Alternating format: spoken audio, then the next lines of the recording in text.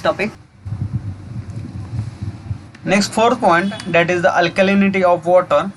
It is the acid neutralizing capacity, that is ANC, acid neutralizing capacity of water, and it arises due to presence of bicarbonate, silicate, hydrogen silicate, carbonate ions, and it is also due to humates. Humates is nothing but the salt of weak organic acid. The bicarbonate alkalinity is due to HCO3 minus, carbonate alkalinity is due to CO3 minus, that is carbonates, and hydrate alkalinity is due to OH minus. So here bicarbonate alkalinity is also termed as methyl orange alkalinity, and carbonate alkalinity and hydrate alkalinity is generally termed as phenolphthalein alkalinity. So we can determine the alkalinity as follows. It can be determined by titrating 50 ml of water sample against 0.02 normal H2SO4 solution using phenolphthalein indicator. So here we just take the water sample 50 ml, in that add phenolphthalein indicator, then here color appears as a pink, and when we add 0.02 normal H2SO4, the color changes from pink to colorless at the end point.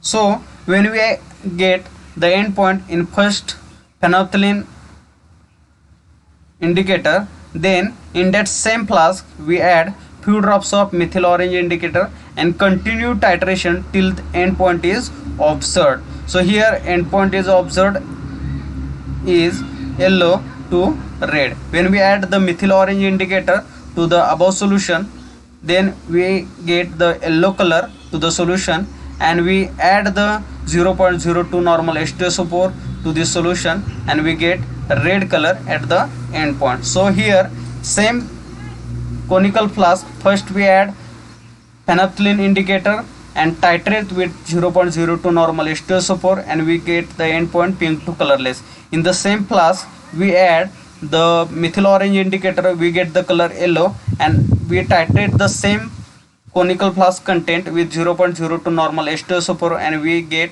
red color at the end point. So here we get the two reading, one is the phenolphthalein reading and second is the methyl orange reading.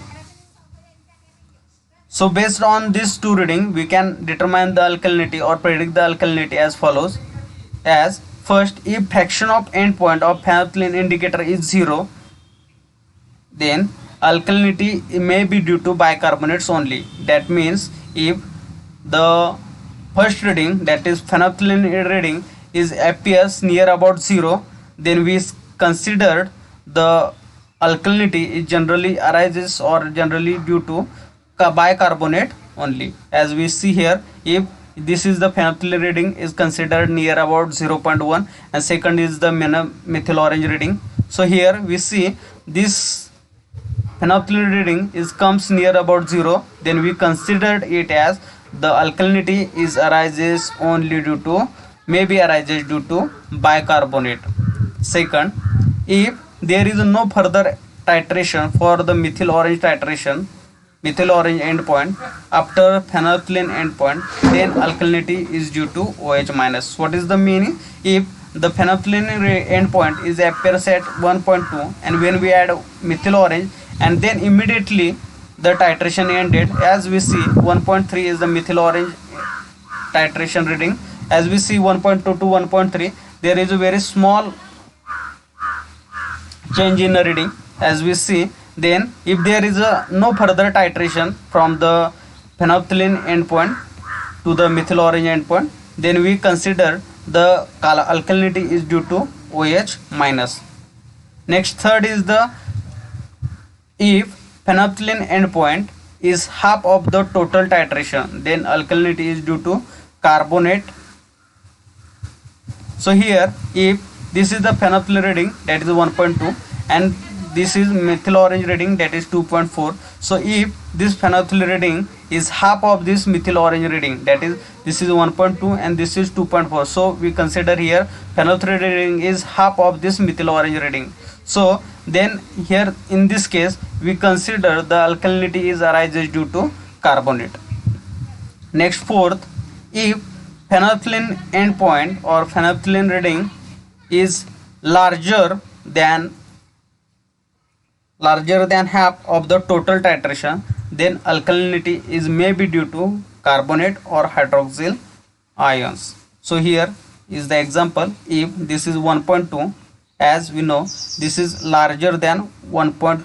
This is the reading of 1.8 reading of methyl orange. So here this reading is considered 1.2 to 1.8, consider methyl orange reading considered as 0.6. So this reading is larger than this reading. So in that case we considered the phenolphthalein endpoint is larger, and we consider alkalinity is arises due to carbonate and OH minus ions. Next is the if phenolphthalein endpoint is lower than half of the total titration,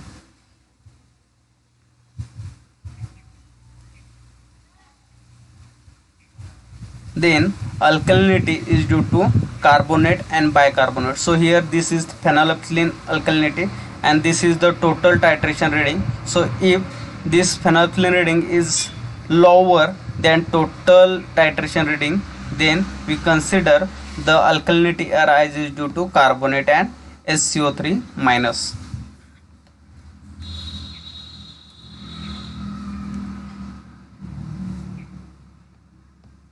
So alkalinity measurements of water are useful for the following points to decide. First, buffering capacity of wastewater and sludges. Second is the suitability of water for irrigation. Third, the nature of salts present in the water, as it is useful to determine the nature of salts present in the water. Fourth is the way of treatment of waste and natural water. As we know, if there is alkalinity, it is necessary to remove the alkalinity of water. So which treatment is essential? So we can, based on the alkalinity measurements, we can determine the which treatment is useful for treatment of wastewater and natural water. And fifth is it also useful to calculate the Langelier saturation index.